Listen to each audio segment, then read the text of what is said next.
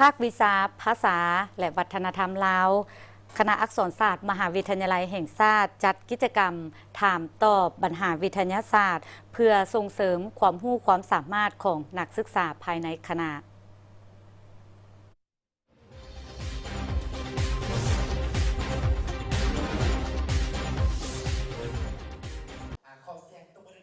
กิจกรรมได้จัดขึ้นในวันที่ 7 พฤษภาคม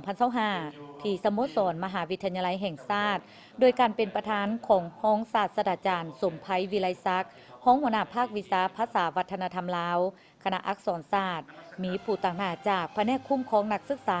หัวหน้าวิชาอ้อมข้างคณะอักษรศาสตร์และนักศึกษาเข้าร่วมกิจกรรมถามตอบปัญหาวิทยาศาสตร์ที่ภาควิชาภาษาวัฒนธรรมลาวจัดขึ้นในครั้งนี้เป็นครั้งที่ 3 เพื่อเป็นการปฏิบัติตามแผนการเคลื่อนไหวกิจกรรมนอกหลักสูตรประจำศกศึกษา 2024-2025 เป็นการสร้างขบวนการส่งเสริมการเรียนการสอนภาษาวัฒนธรรมลาวของครูอาจารย์และนักศึกษา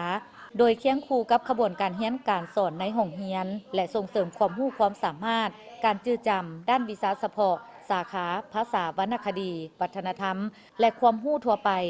ความรู้เกี่ยวกับอาเซียนของนักศึกษาที่ต้องแสดงออกผ่านการแข่งขันกันในเวทีว่าเรื่องการส่งเสริมการเรียนการสอนของนักศึกษาของครูอาจารย์ประการที่2แม่นว่าถึงการปฏิบัติแผนการประจำปีซึ่งพวกเราได้ขึ้นแผนเสนอไปยังทางคณะอักษรศาสตร์เพื่อขอให้เพิ่นอนุมัติจัดตั้งประการที่4ก็มันเป็นการส่งเสริมให้นักศึกษาได้แสดงออกในความสามารถและก็ความจื้อจำของตัวเองอยู่ในเวทีการแข่งขันกิจกรรมครั้งนี้ได้สร้างความสนใจให้แก่นักศึกษาพอได้เป็นเวทีในการทดสอบความรู้ความสามารถและได้เรียนรู้บทเรียนที่หลากหลายทั้งเป็นการสะสมประสบการณ์ให้แก่ตนเองสึกของน้องแบบว่ามุ่นซื่นต่อกับกิจกรรมแนวนี้มันช่วยอย่างไรแกช่วยให้เขาเพิ่มเติมเพิ่มเติมปัญญาความรู้สติปัญญาและก็สามารถเข้าใจได้ไวเกี่ยวกับภาษาลาวมันสามารถเห็นให้มีความรู้หลายขึ้นแล้วก็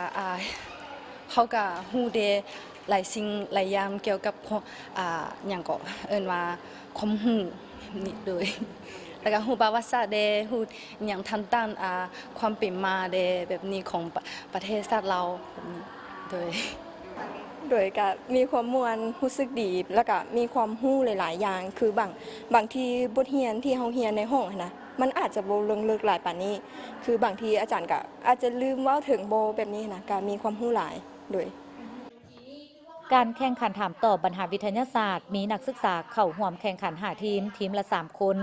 แข่งใน1ชั่วโมง60คำถามผลจากการแข่งขันอันดับที่1ทีมห้องปี3กอันดับที่2ห้องปี2อันดับที่3ห้องปี3ขส่วนห้องปี1กและ1ขแม่นได้รับรางวัลสมเสย